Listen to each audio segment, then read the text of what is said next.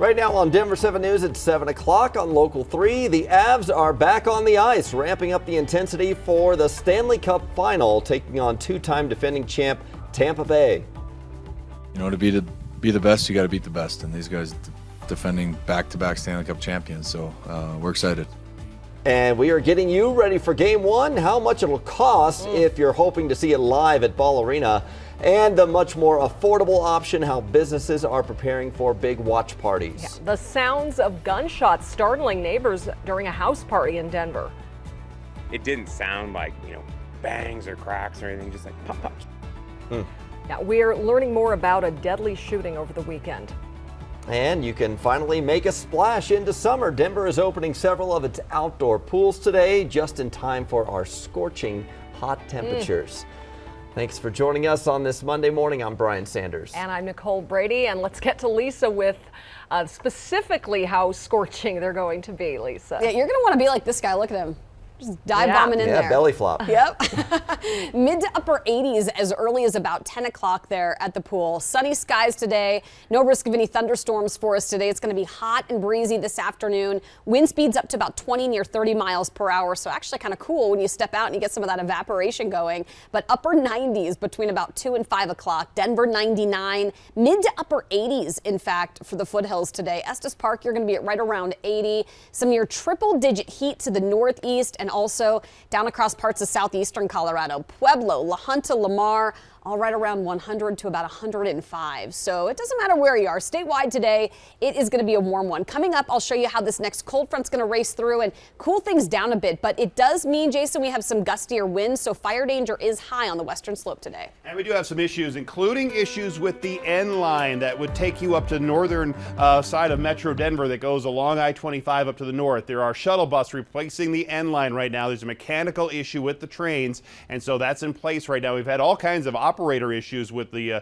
buses and some of the light rail today. So check Next Ride on RTD's website for your latest update. The northbound side of I-25 is messed up with a stalled out truck that we had a tanker truck that was sitting in that right lane, and so you see about a 20-minute delay trying to get up to Highway 34. I want to take you over to I-25 and 104th. This is the southbound side. Did have a crash on the southbound side right before 104th, way over to the side. So if you hear about it, it's over on the side enough where it's not really adding to the traffic delay, and you can see the travel time right now still at about a half an hour right there, and busy in some of these other routes as well.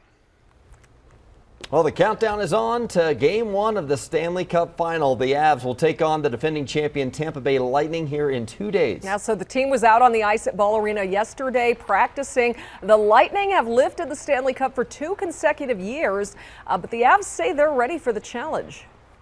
You know, to be the best, you got to beat the best, and these guys defending back-to-back Stanley Cup champions, so we're excited. It'll be a good matchup. The way I look at it is, if you want to be the best, you have to expect to be able to beat the best. So that's them, and we're ready for the challenge. We're getting ready for the challenge. You know, it's going to be a long, hard-fought series, and 2 great teams going at it. So they got the matchup they want. Center Nazem Kadri and winger Andrew Cogliano participated in a skating session yesterday. Both players are recovering from finger injuries. Head coach Jared Bednar is not ruling them out for Game 1 just yet. If you're still hoping for Avs tickets, we checked Ticketmaster this morning, and all tickets at this point for Game 1 Wednesday are resale. The least expensive we found is over in section 368, row 9 at Ball Arena. It's $874. And as for the most expensive, seats in section 104, row 3, right next to the ice, are going for $9,000. Plus fees for 1 ticket. While we're cheering on the Avs and their push for the Stanley Cup, the city also wants to show its best to hockey fans who will be flocking downtown. Denver 7's Veronica Acosta joins us because, much like the baseball All-Star game last year, it's a huge national event for us to be in the spotlight. That's exactly it. And city leaders expect Game 1 and 2 of the Stanley Cup final to bring thousands of people to our downtown area. That means restaurants, bars, even shops, they will be flooded to the max. And that's exactly what those spots were hoping for at the start of the Western Conference Finals. Now they definitely have their work cut out for them. Over at Poorhouse on Market, staff prepped all weekend long. We double up on food ordering, double up on the staff. We get some security at the door. Every TV will be on, the sound will be cranked up. Poorhouse staff told us over the weekend they got a 50-person reservation. Of course, they anticipate a lot more of those coming in both today and tomorrow. The restaurant industry, not the only one prepping big. If you plan on traveling into Denver to watch the games, that's going to cost you, as you can probably imagine. On Priceline, as of last night, the cheapest rate comes in at $84 a night at the Clarion Hotel Denver Central. And then the most expensive rate comes in at $319 a night. That's over at the Hilton Denver City Center. So if you still haven't made those plans for the games, both 1 and 2, other bar owners and managers that we've spoken with, they have told us the same thing. Make those reservations as soon as you can so you can make sure you have a spot to watch the big games. In studio, I'm Veronica Costa, Denver 7. All right, thank you, Veronica, and stick with us over on Denver 7 all day Wednesday for Game 1 coverage. We're starting very early with it, too. 4:30 a.m. The pregame show starts at 5:30 p.m. and the puck drops for Game 1 at 6, and then stick around afterwards for our postgame show. Denver police are trying to figure out what led up to a deadly shooting at a house party. Denver 7's Jessica Crawford joins us. And Jessica, as we learn more about the victims, also we are hearing from some neighbors who heard the gunshots. That's right. People in Virginia Village are shocked that 2 people were shot and killed in their own neighborhood. 4 people injured. That's according to Denver police. A total of 6 people were shot at a house party in the 4600 block of East Colorado Avenue. Police tweeted that they were investigating around 1 Sunday morning.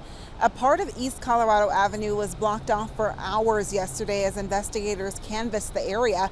Denver police records show when it comes to violent crime in the Virginia Village neighborhood, it's not at the top of the list, but it is rising. So far this year, there have been more than 20 violent crimes. That includes crimes like murder, robbery, and aggravated assault.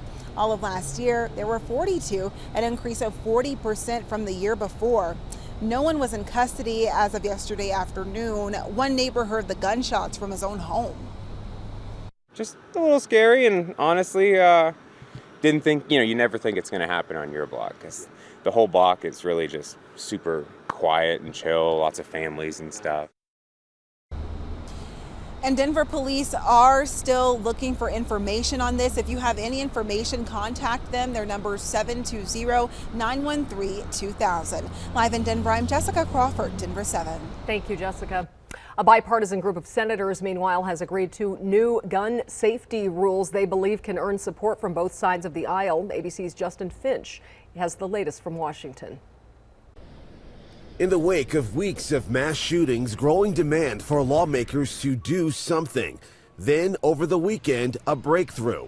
A Senate plan drafted by 10 Democrats and 10 Republicans that would strengthen background checks, allowing juvenile records to be screened for gun buyers younger than 21, expand gun restrictions for convicted domestic violence abusers, allocate funding for states enacting red flag laws to temporarily remove guns from those considered dangerous, and bolster school security and mental health programs.